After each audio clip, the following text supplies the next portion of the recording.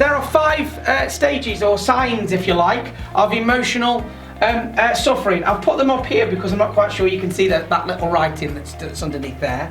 But there are 5 signs of emotional suffering or overwhelm. Okay?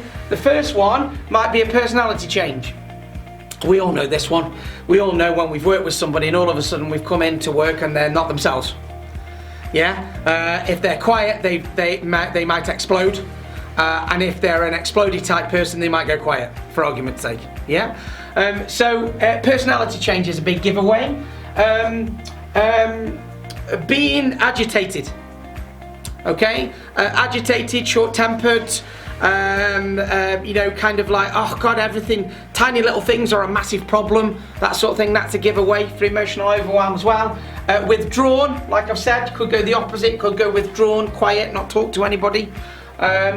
Poor self-care. This is a good giveaway when people aren't looking after themselves.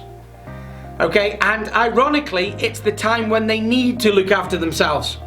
Okay, so you know, I've got a routine now. If I feel a little bit stressed or a little bit emotional, or whatever it may be, I've got a routine now. You know, I go to the shop, I buy blueberries, I buy orange juice, I do a bit of exercise, I take some vitamins, I make sure I go to bed on time. I've got a routine.